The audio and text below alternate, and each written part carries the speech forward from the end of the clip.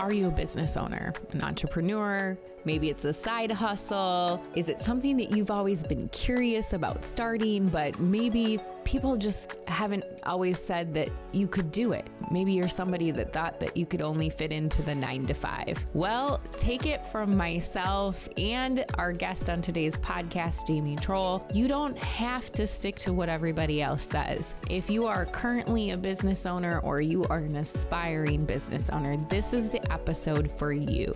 Jamie is a huge advocate for women knowing and empowering themselves around their wealth, and especially when it comes to their business. She is a trained CPA and spent many years in corporate finance before she too launched her dream of running her own business. And now she works as a consultant and a coach and speaker and educator around finances for women business owners.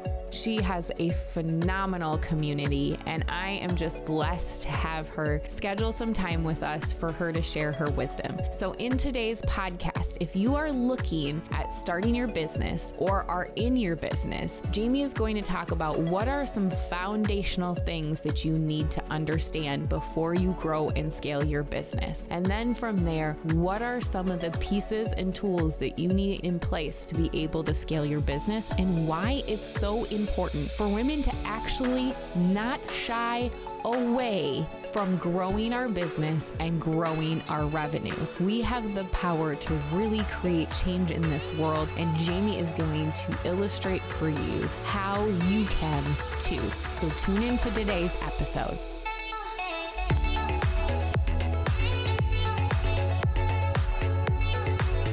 So Jamie and I met via business coaching with the wonderful Rachel Hollis, and Jamie has been a huge cheerleader of mine from behind the scenes as I launched Forethought Planning, and she herself is very passionate about financial literacy for women. But how did you get to that space? Because we know we haven't always lived in this entrepreneurial space each other, but how have you got to the space that you're in today?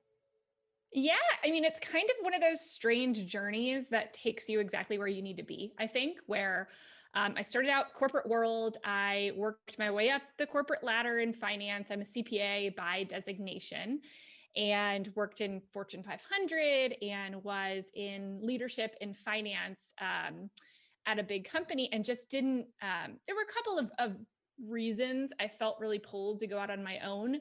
Probably the biggest is I had small kids and it was not the life. Sometimes it would be working 80-hour weeks. I went through multiple multi-billion-dollar mergers, which I feel like they called them once in a lifetime mergers, but I went through 2 of them. So I'm not sure they were actually once in a lifetime.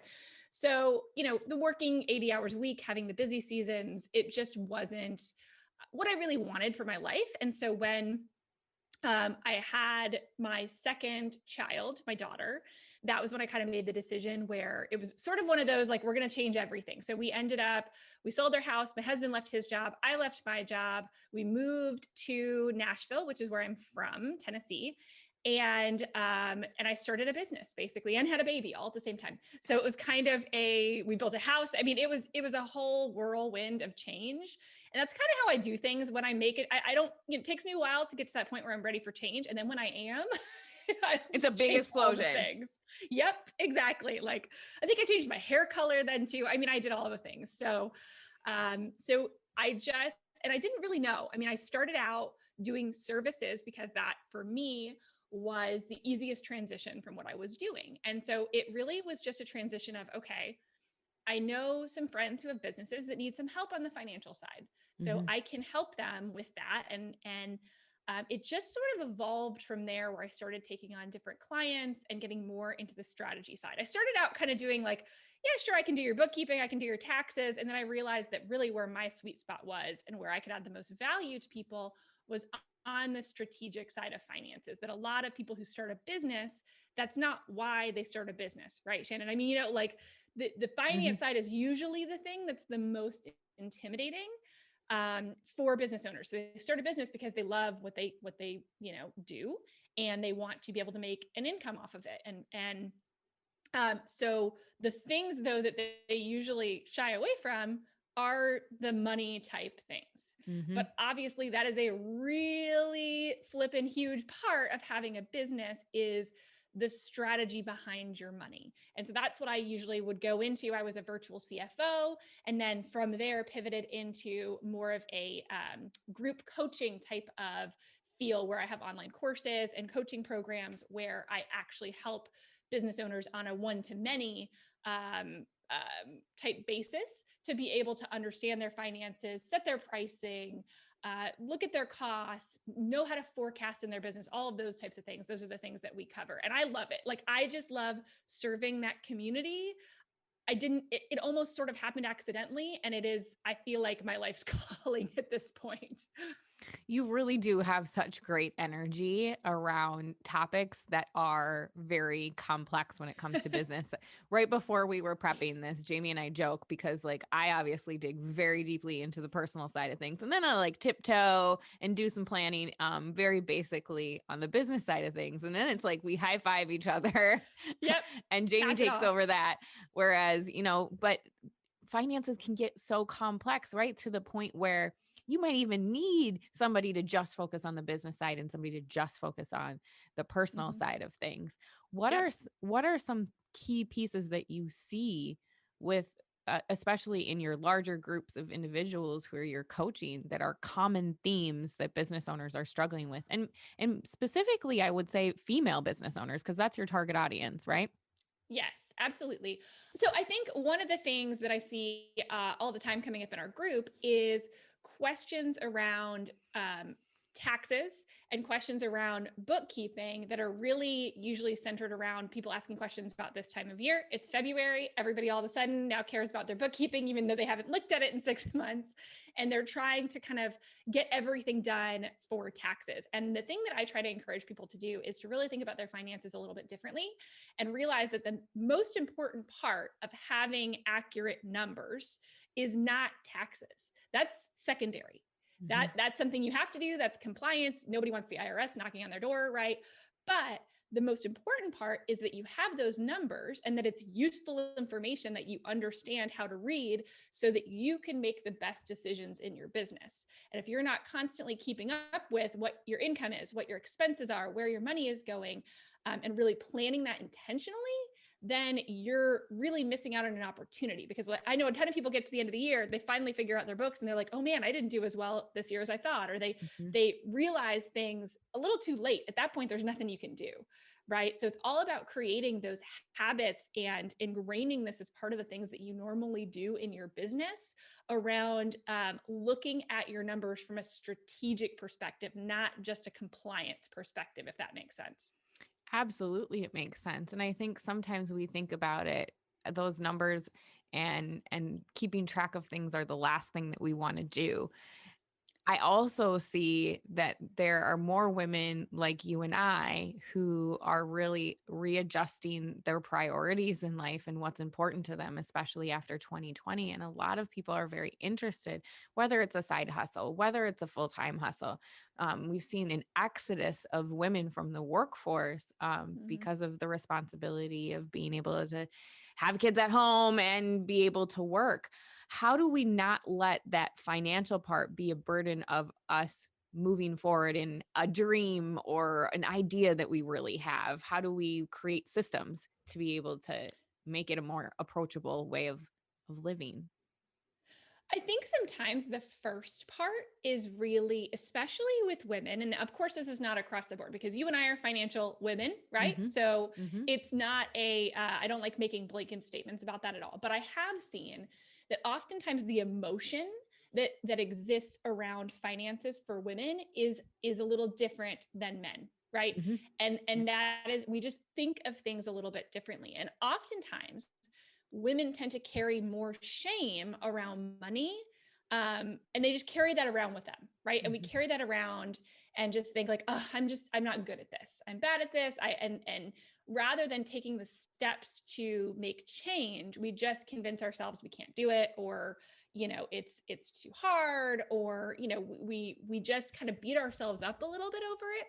And so I think the first step is usually, we can't go straight to habits because we're not going to keep them up. If that's in our mind, if we're thinking that all the time, we're not going to actually be able to put habits in place that we're going to keep going, because that's going to keep creeping back up into our mind. So the first thing I usually tell people is we got to work on mindset first, which is, no, you can do this. Look for the things that show you can do this, right? Like Mhm. look for the counter evidence to what you're telling yourself in your head.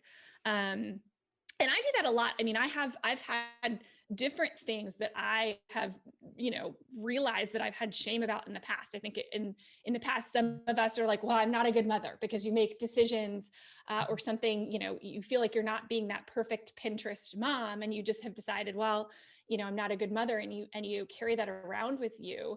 And so once I started realizing how I felt about that, I had to look for those reasons that that's totally not true. Right.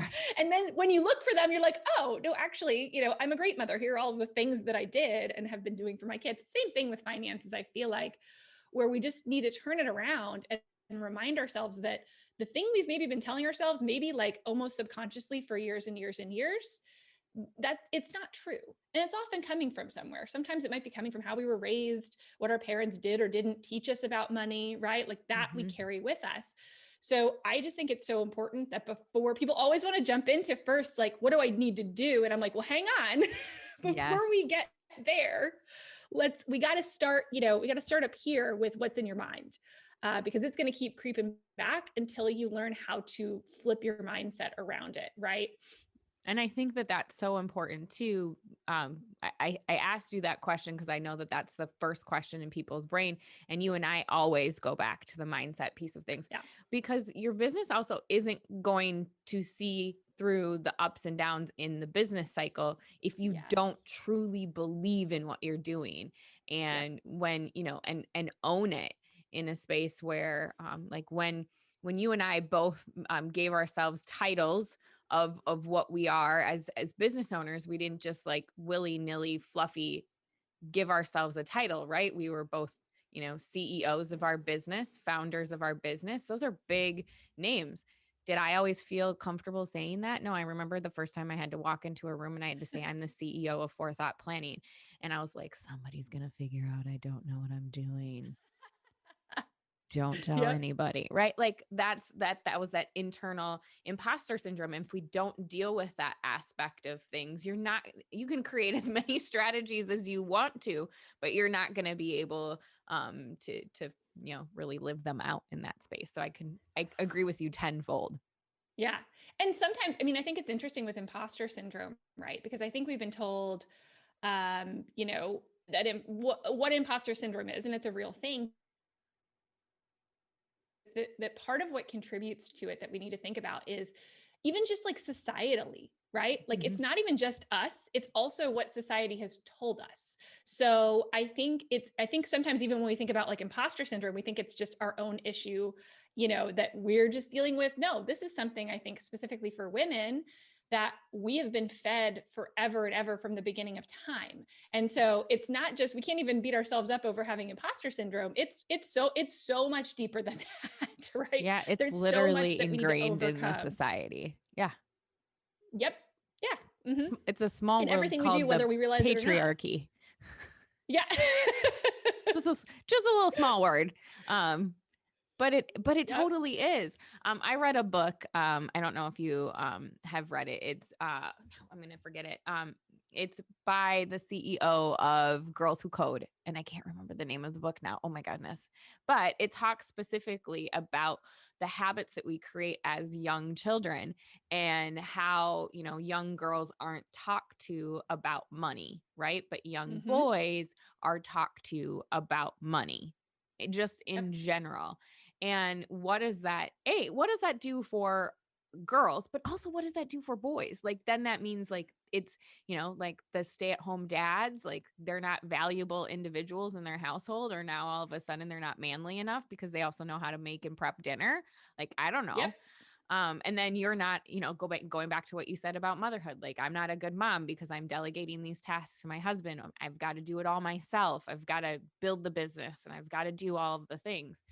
We can't do that. And so a lot of Yep. it comes from the aspect of how do you feel comfortable walking into a room as a business owner and owning that, right? Like this is what I do and I'm not going to apologize for how I do it or what my vision is, and having that really solid, strong mindset around it is key. And I think this is a good time to bring up, since we're talking about this, one of the stats that really sort of motivated me to get into this business and told me like, no, there is, we need to talk about this, is the stat around, if you look at private sector businesses, so take out big public companies, but private sector businesses, 40% now, 40% of private sector businesses are owned by women. That's amazing. We're like, that is flipping fantastic that we're at that point where 40% of private sector businesses are owned by women. However, 4%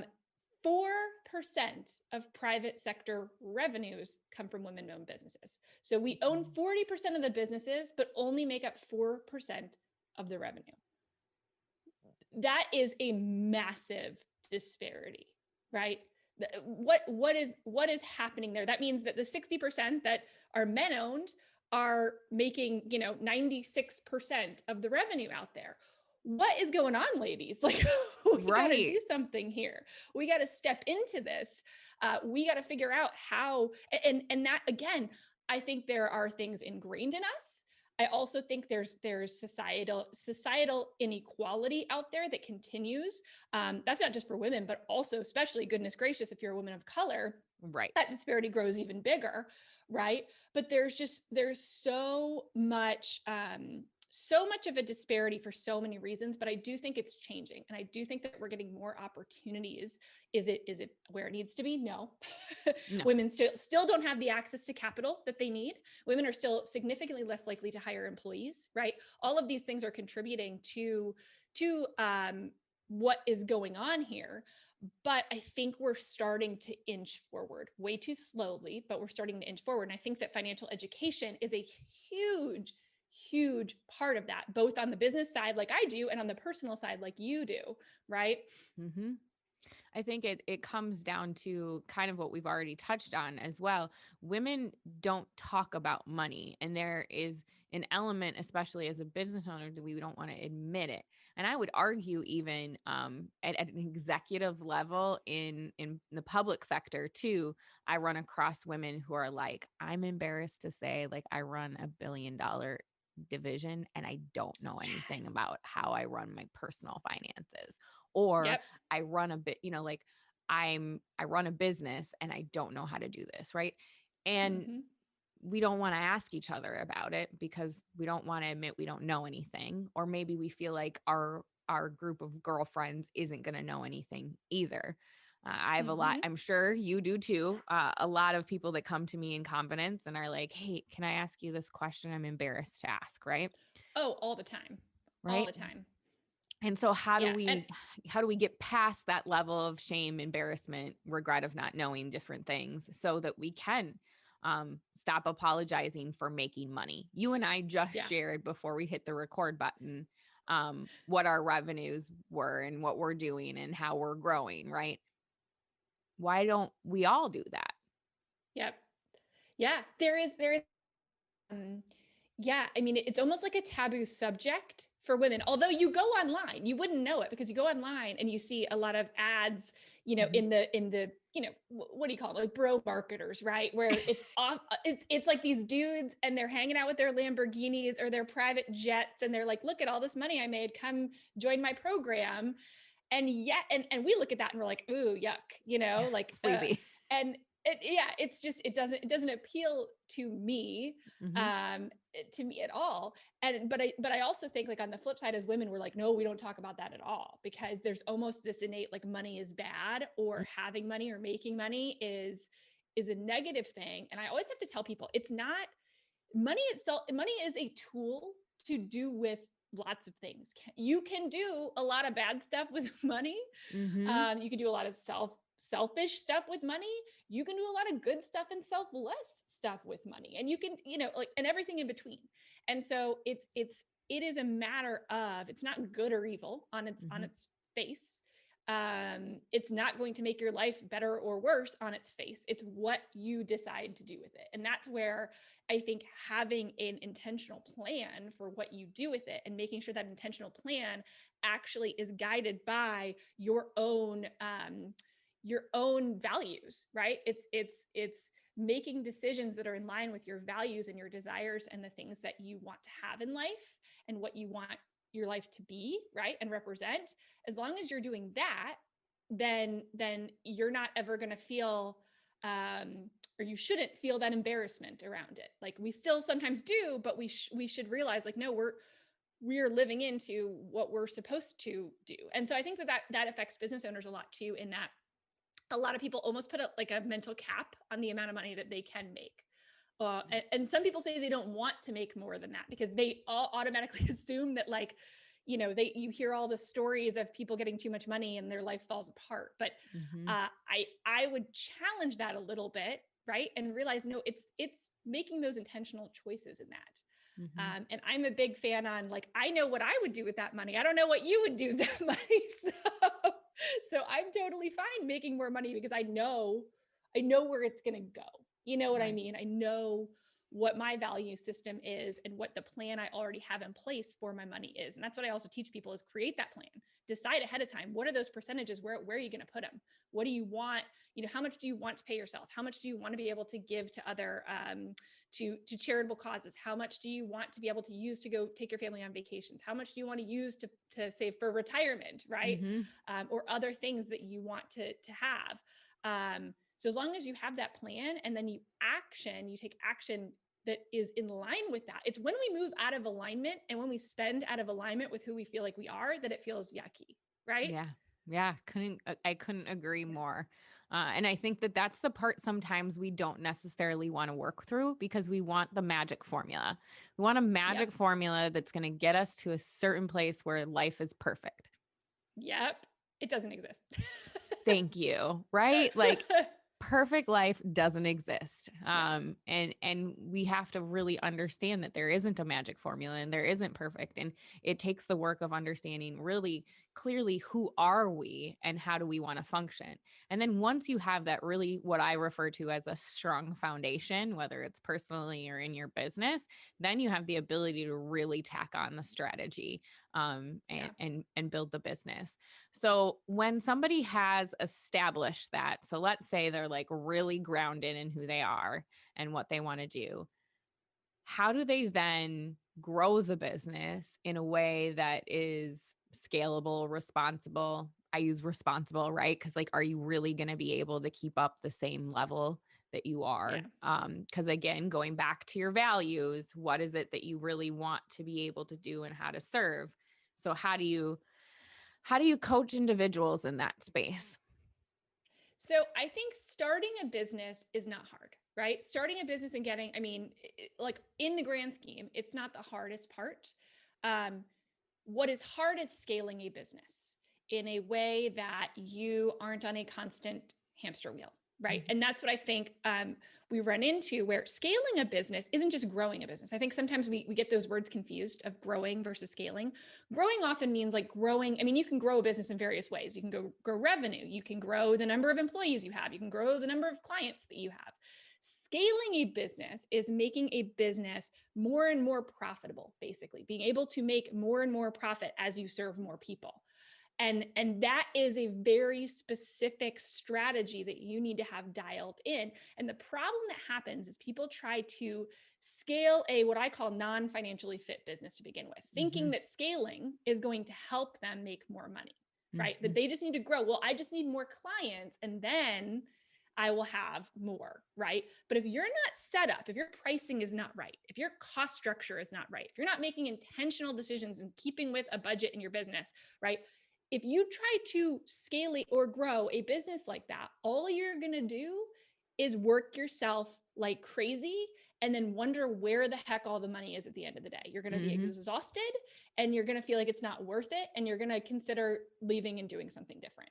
And that's why I think the strategy side of before you start scaling, before you start chasing that the revenue, right? Chasing the top line, i.e. chasing more clients and more business, you got to make sure you're set up in a scalable manner first.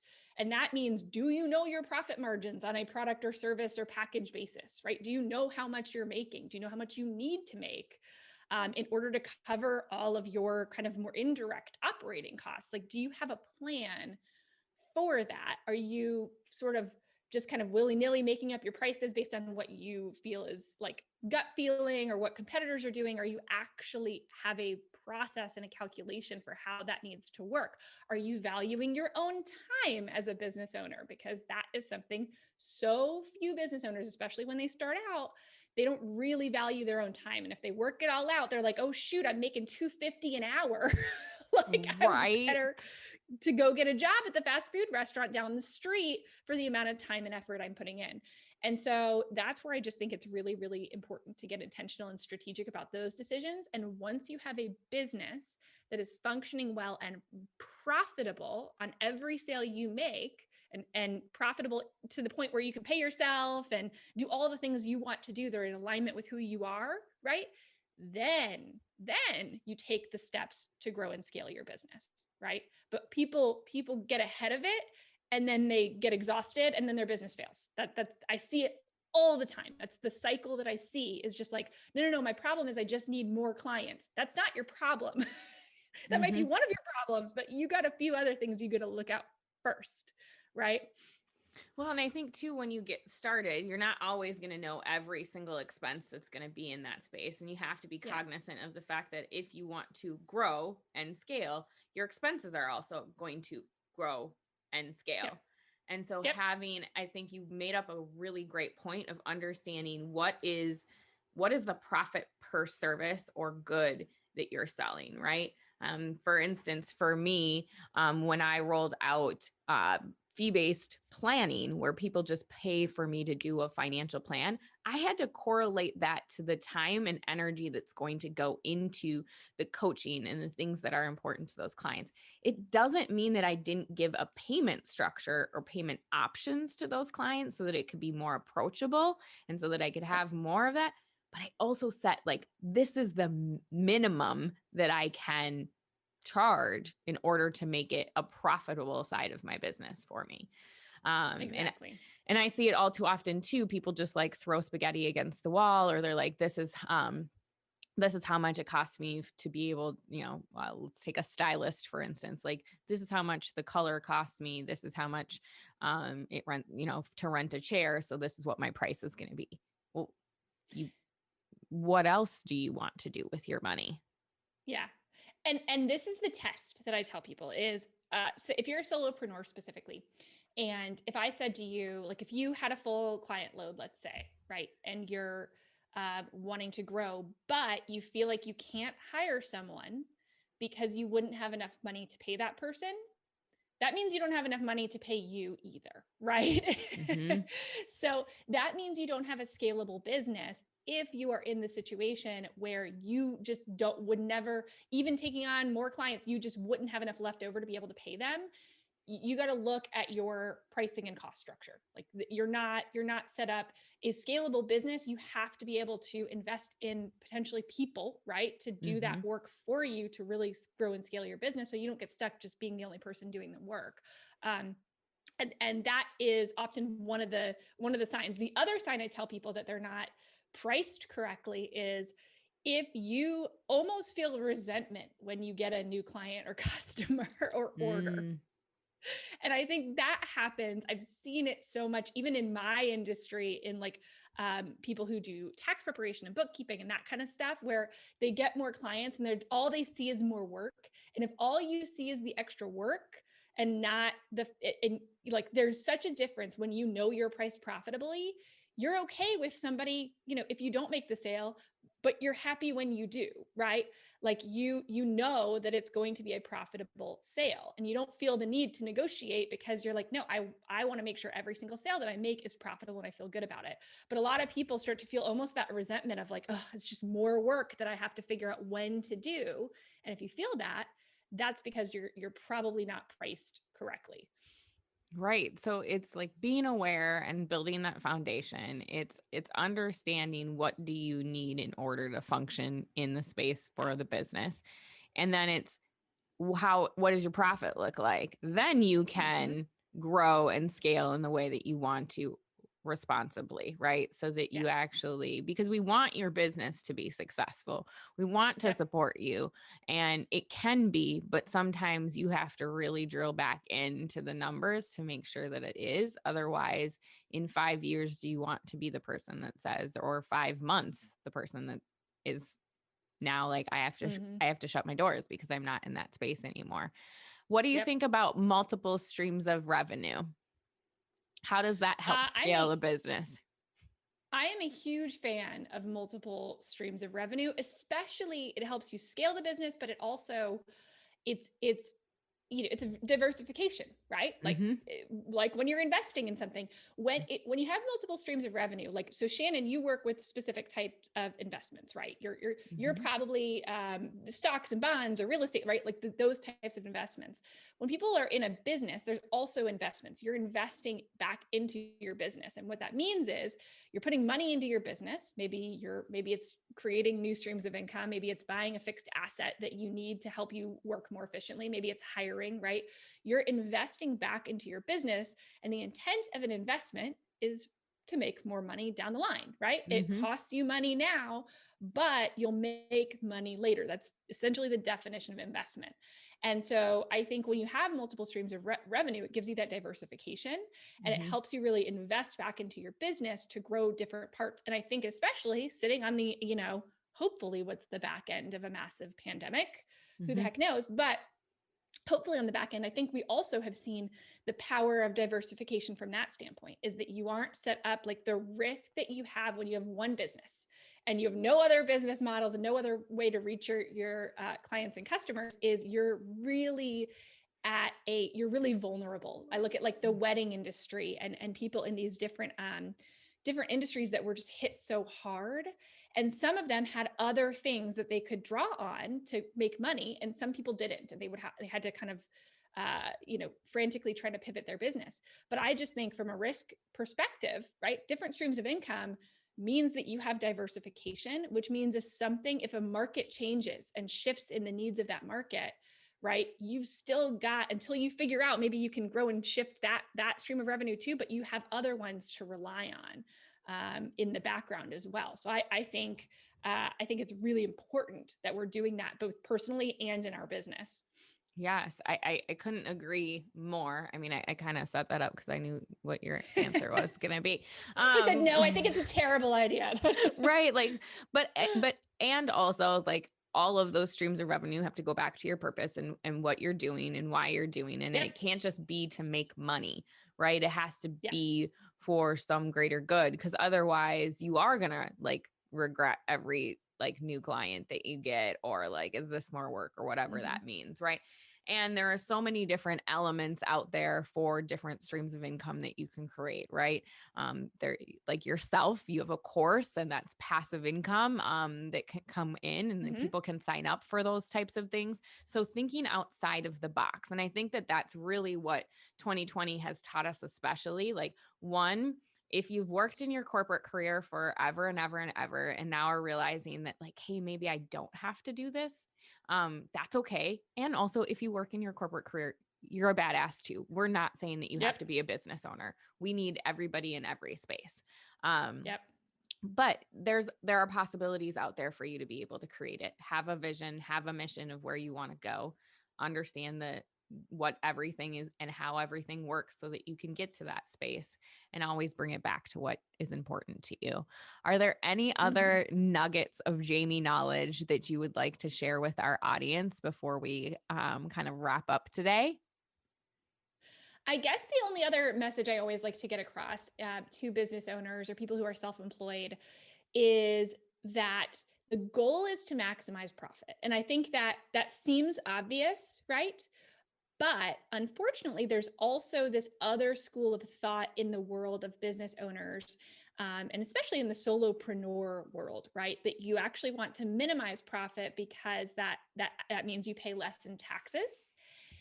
And I would argue all day long, right, that Yes. is not what you want to do, especially if that money that you're spending in your business to get extra tax deductions, right? is not actually going towards an investment in your business that's going to make you money down the line. Oftentimes it's not. Oftentimes we're just trying to find places to spend money so that we can pay less in taxes. But I always use this example of, if you're offered the exact same job, everything is equal. One of the jobs is for $100,000 salary. The other one is for $50,000 salary.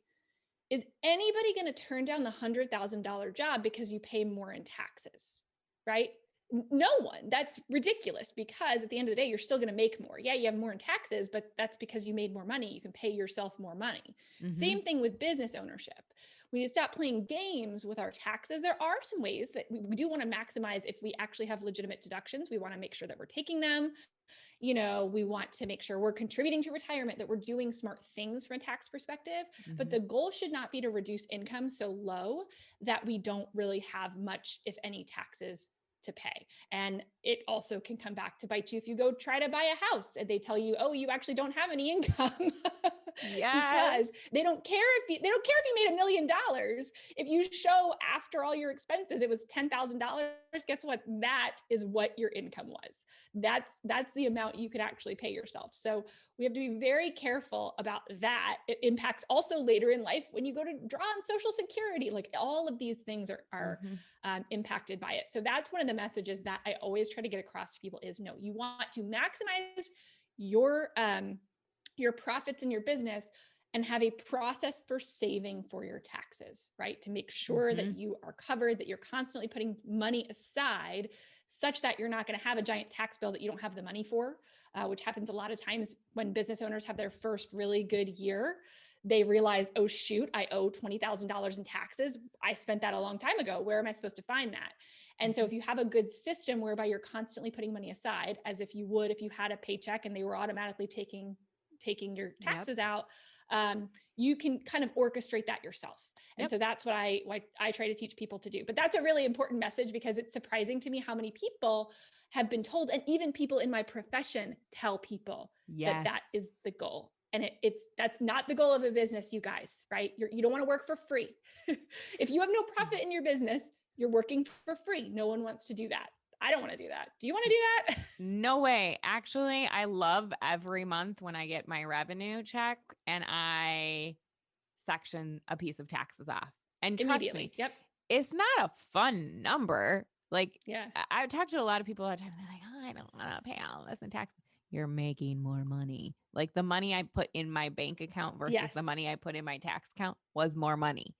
And I'm making money. Like, I'm profitable. And there are a lot of big and small businesses. There are some publicly traded companies that can't say that they're necessarily profitable. So why don't you want to say that you're profitable? I don't want to be in that same situation. I want to say I'm profitable. Jamie, thank you so much. Your knowledge and your wisdom and your excitement over this topic is immense, and you make it so approachable. Where can people hang out with you and spend more time and get some more Jamie nuggets of knowledge? So the best place to go, if you're on Facebook, go join my group, which is called Financial Literacy for Women Business Owners. So come join us over there. We're having conversations. I do live trainings. Actually, right now I'm doing them twice a week. Usually it's just once a week. I get notifications all the time that you're on. I'm always live. I'm constantly live on Facebook. I also have a YouTube channel, if you're not on Facebook, that you can watch me on as well. It's just Jamie Trull. You can just search for me. And so that's probably the best places to find me. I also have a website where I have my courses listed. So I have 2 different courses depending on where you are in your financial journey. I have a basics course that's available all the time, where it gives you the basics of what you need to know about finance, accounting, and taxes as a business owner or solopreneur. And then I also have a more strategic course, which I only offer about once or twice a year, which is my financial fitness formula course. And if you guys go to my website, jamietrull.com, it has all the information about both of them, and you can sign up for my wait list for that too. So that one's on a lot more of what we've talked about today, which is pricing, cost control, all of that. If you want to maximize that profitability and make it such that you can actually scale your business in a healthy way, then that's the course for you. Oh, thank you so much. I mean, I am so happy to see how your business has grown because I know what lives you're impacting. And that's like always a huge goal for me. And I love seeing other badass women doing the same thing. So keep on keeping on with what you're doing. And thank you so much for spending some time with us today. Absolutely. And same to you, Shannon. I love watching you grow as well. Thank you.